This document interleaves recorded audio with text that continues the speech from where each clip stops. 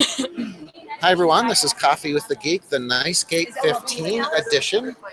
And my second guest for today, which is Sunday, is Kathleen Agnello in Stuff from CA BOCES. Now they've got a presentation tomorrow, so tell me about your presentation.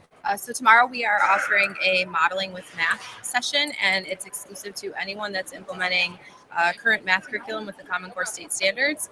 And our plan is to highlight some great free resources that you can use on iPads and to support students in their understanding of various math concepts.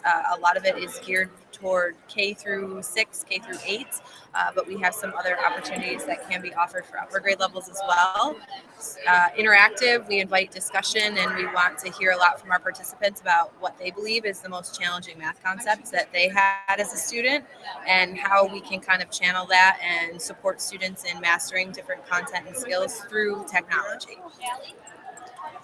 I think too that it's going to be nice that teachers will actually be able to kind of figure out what apps they think their students will be able to use with the ones that we're highlighting. And also because they're free, it's an even better opportunity to see what they can do. We will be able to show a few that are also paid, but we wanted to focus more on the free for the teachers. What time is your presentation? We are tomorrow at 10:45, so that's Monday at 10:45, and we'll be in Highland F. Okay, good to know. What other projects are you doing these days? So currently, I work exclusively for Cattaraugus-Allegheny BOCES, and one of the big projects that we're implementing is a lot with game-based learning and game design.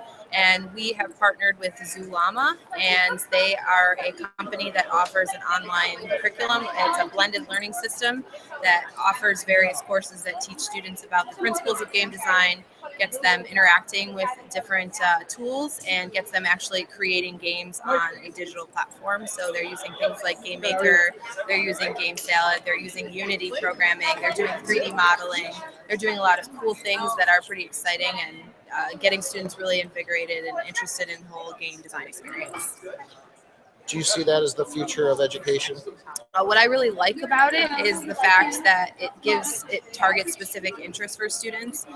It offers courses for students of lots of different types of learning styles too. So if you're a student that's really into programming, there's programming courses. But if there's students that are into design and the aesthetic side of games, they can actually do a lot in 3D modeling. They can design avatars to build games. They're doing a lot more on the creation side of things rather than the actual programming side.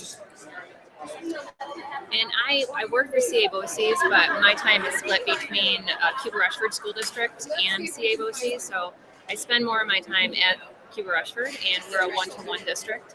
So I'm really here today to kind of see what I can bring back to the teachers.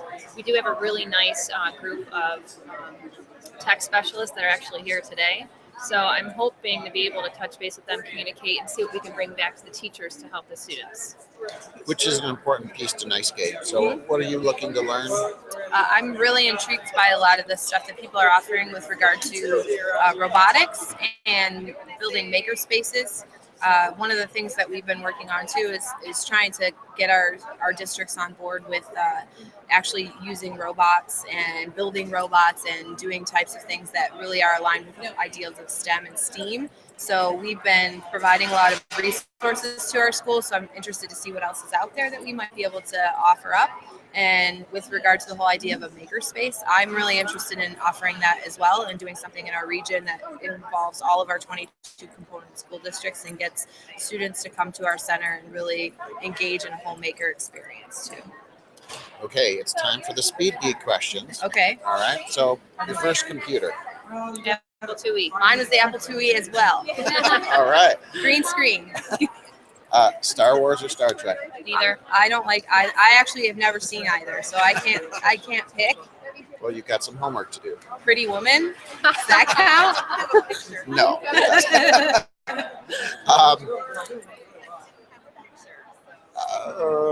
First storage device. First storage device. Floppy disk, Oh, USB floppy drive. disk. Floppy disk. Floppy disks. I mean, really floppy. Okay. And favorite education blog. Ooh, that's a tough one. That is a tough one. Education. AliceKeeler.com. I'll be honest, I do a lot on Twitter, and I find I don't follow a blog necessarily specifically.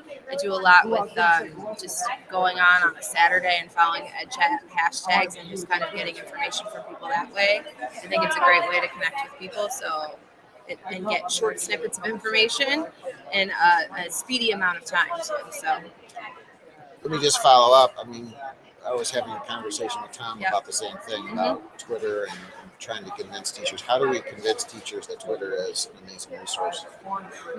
Well, you just have to share your experience with them, because literally before I started this job, I dabbled in Twitter.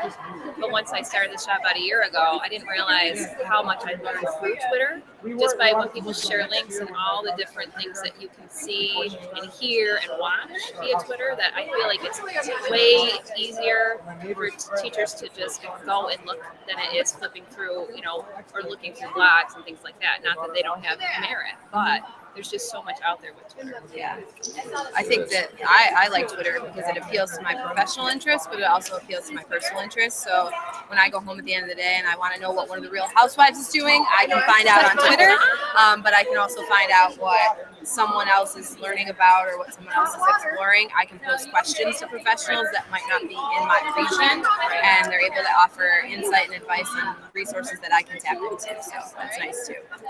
All right, last big question. Favorite game? Words with Friends, World of Warcraft? My favorite game currently is Skippo. I used to play the card game with my grandma, and now I have it on my devices so I can play it digitally against a computer. And I always go head to head with the character named Eddie. It's him and I to the end, but I usually win, so that's my favorite. I'm old school. I don't play games. I like Uno, the card game Uno.